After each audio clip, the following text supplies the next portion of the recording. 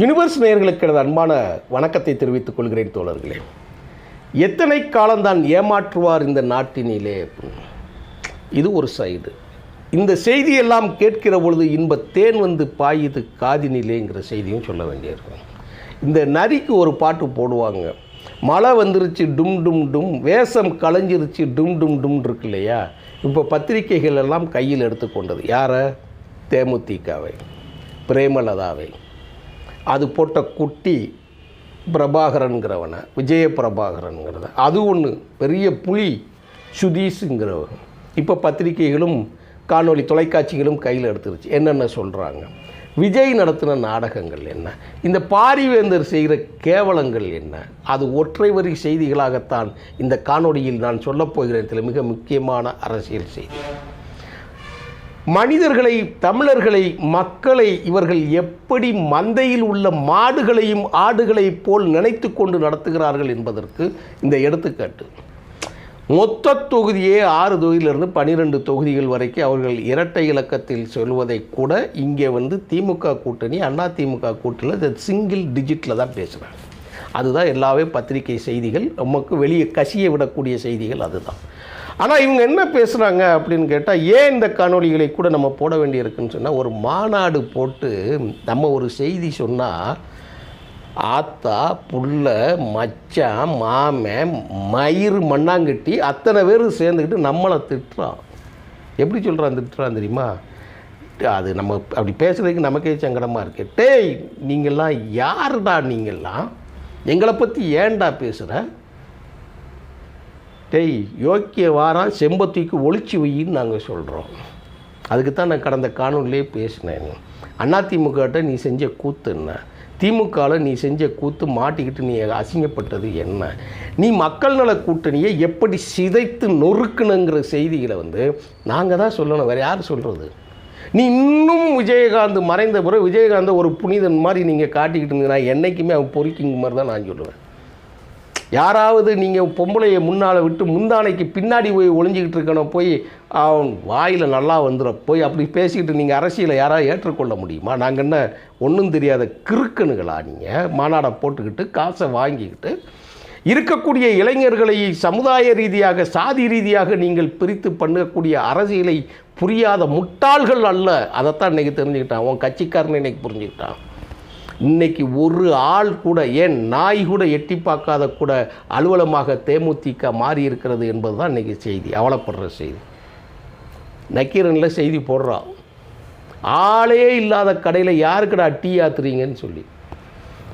கட்சி ஆஃபீஸு முன்னாடி பந்தலில் நல்லா கூலிங் ஃபேன் இருக்கு இல்லையா, அதுக்கெல்லாம் போட விட்டு கலர் கலராக திரைச்சலைகள் தொங்க விட்டு டேபிளில் போட்டு உக்காந்துருக்குறாங்க.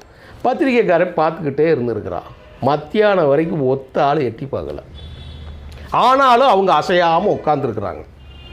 எவனாவது உள்ளே வந்தால் டபக்குன்னு பிடிச்சி போட்டுடுங்கிற மாதிரி இந்த கும்பல். எப்படின்னு கேட்டிங்கன்னா, இதுக்கு பின்னாடி மிகப்பெரிய சூத்திரம் ஒன்று இருக்குது. அதுதான் முக்கியம். 234 தொகுதியிலும் வேட்புமனு வாங்கக்கூடிய சக்தி படைத்த நீ எதுக்கு அடுத்த ஆளுகிட்ட போய் நீ பேரம் பேசிக்கிட்டு இருக்கிற? ஒன்று, உனக்கு துணிச்சலும் திராணியும் இருந்தால் வேட்பாளர்களை நீங்கள் போடுங்க. இப்போ பத்திரிகைகள் எழுதும்போது அவங்கள போய் பாஞ்சு பிராண்டுறீங்க. அதுக்கு சொல்ல வேண்டியது, மக்களுக்கு சொல்ல வேண்டியது கடமை தானே. நீ மக்கள்கிட்ட தானே ஓட்டு கேட்க போகிற. நீ எதற்காக, எந்த பணத்தை எப்படி மாற்றுவதற்கு, எப்படி பிளாக் ஒயிட் நீங்கள் இருக்கு இல்லையா, நீங்கள் புரிஞ்சுக்கோங்க. அதை ஜூனியரோட பாணியில் சொல்லணும் அப்படின்னு சொல்லி பார்த்தா ஸ்வீட் பாக்ஸ் அப்படின்னு சொல்லுவாங்க. நான் பிளாக் ஒயிட்டுன்னு சொல்கிறேன். உங்களுக்கு எத்தனை பேர் மனு கொடுத்தா, எத்தனை பேர் காசு கொடுத்தா, அந்த காசை நீங்கள் என்ன பண்ணுறீங்க, அதுகளுக்கு உண்டான வேலைகளை எப்படி செய்கிறீங்க? பத்திரிகை எழுதத்தான் செய்வான். ஏன் 2006லேயே ஒரு மாற்றத்தை விரும்பி மக்கள் முன்வருகிற காலத்திலேயே எப்படிப்பட்ட ஒரு புரட்சியாளர்களையும் போராளிகளையும் அசிங்கப்பட்ட வரலாறுலாம் நீங்கள் உண்டு. ஆனால் ஒரு அசிங்கத்தை சாக்கடைன்னு சொல்கிறதுல எந்த விதமான தப்பும் கிடையாது. அத்தனை பேர்கிட்ட நீ பணம் வாங்குறீங்க, அத்தனை பேர்ட்டையும் ஒரு 30 பேரை தாண்டி உங்கள்கிட்ட யார் வரலன்னு சொல்லி ரிப்போர்ட்டு இப்போ சொல்லிட்டு போயிட்டான். ஒன்று, இது ஒரு சைடா. சரி, இந்த சைடெல்லாம் பணம் வருது இல்லையா, இவங்களுக்கு பணம் கெட்டினது யாருன்னு இருக்கு இல்லையா, கட்சி தேர்தல் நிதி என்று சொல்லிவிட்டால் யாரும் கேட்க முடியாது. இந்த கும்பலுக்கு வேலையே அது. அதனால தான் நான் மாற்றி நான் சொல்கிறேன். யாராவது ஒரு 10-100 பேர் உங்கள் மனதிற்கு ஒரு முக்கியமான ஆள்கள்லாம் பார்க்கும் இந்த செய்திகள் போய் சேராதாங்கிறதுக்கு தான். என்னுடைய நண்பர்கள் வட்டத்தில், என்னுடைய உறவுகள் வட்டத்தில் கூட இந்த அரசியல் போய் சேராதா, அதற்குத்தான் இவர்கள் போடுகிற வேஷம். இந்த வேஷம் நேற்று நாடாளுமன்றத்தில் ஒரு செய்தி நடந்தது. நம்மளுடைய தலைமை அமைச்சர், ஒன்றிய பிரதம அமைச்சர் ஒரு கருத்து சொல்லியிருக்கார். என்ன கருத்து சொல்லியிருக்காரு தெரியுமா? பிஎம் கேர் ஃபண்டில் எவ்வளோ பணம் வந்துச்சு, கொரோனா காலத்தில் எல்லாருக்கும் பணம் உதவி செய்யுங்க அப்படின்னு சொல்லி வாங்கிட்டு இவர் அக்கௌண்ட்டை கொடுத்துட்டாரு. ஆயிரக்கணக்கான கோடிகள் பணங்கள் கம்பெனிகள் அத்தனை பேரும் கூட்டிட்டாங்க. பிஎம் கேரில் எவ்வளவு பணம் வந்துச்சு, நிதி என்னையே அனுப்பிச்சு, அது எனக்கு அனுப்புனாங்க, கவர்மெண்ட்டுக்கு கிடையாதுன்ட்டாங்க. ஏய், பிரதமர் யார்? இந்தியாவின் பிரதமர் என்பது இந்திய நாட்டின் பிரதமர், இந்திய மக்களுக்கான பிரதமர். அதை எப்படி உனக்கு தனியாக பண்ணிட்டு அனுப்புவாங்க? அப்படி நீங்கள் கேட்கவே முடியாதுன்னு சொல்லி பிரதமர் அலுவலகத்திலேருந்து நோட்டீஸ் அனுப்பிட்டாங்க. இது நேற்று நடந்திருக்கு. எங்கே நடந்திருக்கு? பார்லிமெண்ட்லேயே நடந்திருக்கு. என்கிட்டலாம் கேட்காதீங்க. யார் மன்னரா?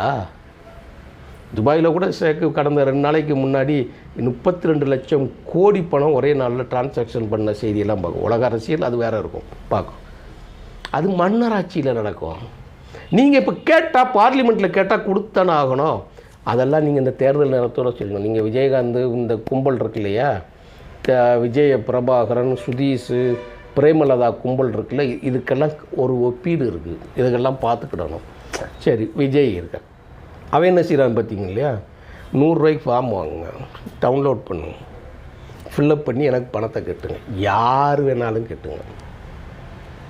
அப்போ கட்சிக்காரே வேண்டாம், கட்சி தொண்டன் வேண்டாம், பணத்தை ஆன்லைனில் கட்டுங்க. அப்போது 10,000 ரூபா 15,000 ரூபா பணம். இந்த பணம் எங்கே போய் அது என்னவாக மாறுகிறது? நான் இந்த சிங்கிள் லைன் உங்களுக்கு, இந்த லைன் தான் நான் கொடுக்குறேன். இந்த பணம் போகுது இல்லையா, இப்போ யார் யார் மூலமாக என்ன போட்டாலும் கேள்வி கேட்க முடியாது. நீங்கள் பிரதமரோட இதோட சேர்த்துக்கணும், எலெக்ஷனோட சேர்த்துக்கணும். இது ஒரு அவர்களுக்கு அறுவடை காலம், நமக்கு நாசமாக போகிற காலம். அது நம்மளை ஏமாற்றுகின்ற காலம். அது மக்களை முட்டாள் மாதிரி நினைக்கிற காலம். நீ உங்களுக்கு என்ன, நீ இது நான் பல காணொலியில் பேசிட்டேன். நீங்கள் அரசியல் பண்ணி, அரசியல் படுத்தி எதில் வெற்றி பெற்று நீங்கள் என்ன காரியம் செஞ்சிருக்கு? ஏதாவது ஒன்று மக்கள் போராட்டத்து ஏதாவது ஒன்று. எத்தனை பேர் உண்ணாவிரதம் இருந்துக்கிட்டு இருக்கான்? பகுதி நேர ஆசிரியர் உண்ணாவிரதம் இருந்துக்கிட்டு இருக்கான். சுகாதாரத்தில் இருந்து கீழ்நிலை வேலை பார்க்கக்கூடிய தோழர்கள், தோழிகள் உண்ணாவிரதம் இருக்கிறாங்க. ஏதாவது ஒன்றுக்கு போய் ஒரு ஆதரவு.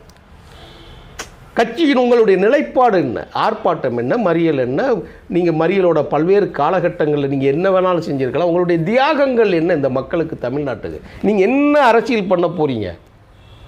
அதைத்தான் நாங்கள் விஜய்க்கு கேட்குறோம். இதை விட கூடுதல் இன்னொன்று என்ன தெரியுமா? பாரிவேந்தர் ஒரு மாநாடு ஓட்டு.